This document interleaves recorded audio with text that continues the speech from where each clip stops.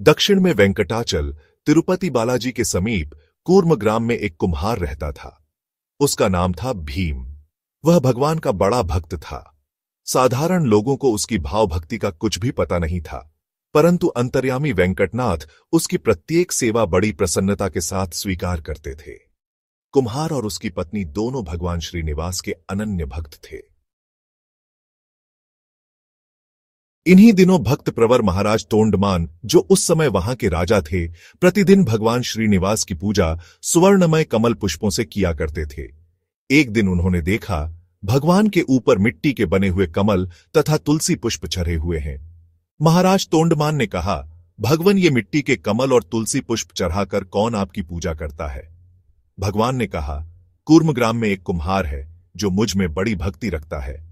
वह अपने घर में बैठकर मेरी पूजा करता है और मैं उसकी प्रत्येक सेवा स्वीकार करता हूं। राजा तोंडमान के हृदय में भगवत भक्तों के प्रति बड़े आदर का भाव था। वे उस भक्त शिरोमणि कुम्हार का दर्शन करने के लिए स्वयं उसके घर पर गए। राजा को आया देख कुम्हार उन्हें प्रणाम करके हाथ जोड़कर खड़ा हुआ। महाराज तोंडमान ने कहा, भीम, तुम अपने कुल में सबसे श्रेष्ठ हो, क्योंकि तुम्हारे हृदय में भगवान श्रीनिवास के प्रति परम पावन अनन्य भक्ति का उदय हुआ है। मैं तुम्हारा दर्शन करने आया हूं। बताओ, तुम भगवान की पूजा किस प्रकार करते हो? भीम ने कहा, महाराज, मैं क्या जानूं कि भगवान की पूजा कैसे की जाती है? भला आपसे किसने कह दिया कि कुम्हार पूजा करता है? महाराज तोंडमान ने कहा, स्वयं भगवान श्रीनिवास ने तुम्हारे पूजन की बात बताई है। राजा के इतना कहते ही कुम्हार की सोई हुई स्मृति जाग उठी। भीम ने कहा, महाराज, पूर्व काल में भगवान वेंकटनाथ ने मुझे वरदान दिया था कि जब तुम्हारी की हुई पूजा प्रकाशित हो जाएगी और जब राजा तोंडमान तुम्हारे द्वार पर आ जाएंगे तथा उनके साथ तुम्हारा वार्तालाप होगा, उसी समय तुम्हें परम धाम की प्राप्ति होगी। उसकी यह बात जैसे ही पूर्ण हुई, उसी समय ही आकाश से एक दिव्य विमान उतर आया। उसके ऊपर साक्षात भगवान विष्णु विराजमान थे। कुम्हार और उसकी पत्नी ने भगवान को प्रणाम करते हुए प्राण त्याग दिए तथा राजा के देखते देखते वे दोनों दिव्य रूप धारण करके विमान पर जा बैठे।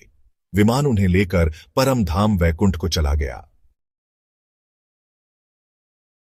व्रजमंडल के भक्त जनों में श्री केशव जी दंडौती का नाम अग्रगण्य है।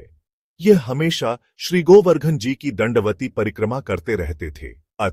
इनके नाम के साथ दंडवती की छाप लग गई थी। एक बार श्री केशव जी कीर्तन करते हुए श्री गोवर्धन जी की दंडवती परिक्रमा लगा रहे थे। रात्रि हो गई थी। उसी समय श्री कृष्ण एक हट्टे कट्टे साधु के रूप में आकर इनसे बोले। भगवान श्री कृष्ण ने कहा, मैं भी आपके साथ कीर्तन करते हुए परिक्रमा करूंगा। श्री केशव जी ने स्वीकृति दे दी, परंतु जब ये दंडवत करने लगे तो साधु रूपधारी भगवान ने इन्हें आगे सरका दिया। केशव जी ने कहा, तू कौन है? कहां से आया है? तू मेरी परिक्रमा खंडित कर रहा है। तेरी बुद्धि में अधर्म समाया हुआ है। भगवान श्री कृष्ण ने कहा, अधर्म तो आप स्वयं करते हैं और उल्टे दोष मुझे लगाते हैं। अरे, आपको मालूम है कि पृथ्वी को भूधर विष्णु की पत्नी कहते हैं और आप रात्रि के समय परस्त्री का आलिंगन करते हैं। यह कितना बड़ा अधर्म है। केशव जी ने कहा, पृथ्वी हमारी माता है, उनकी गोद में विचरने से हमें कोई दोष नहीं है। यह उत्तर सुनकर साधु रूपधारी भगवान मुस्कुराने लगे और प्रसन्न होकर उन्होंने निज स्वरूप का दर्शन कराया।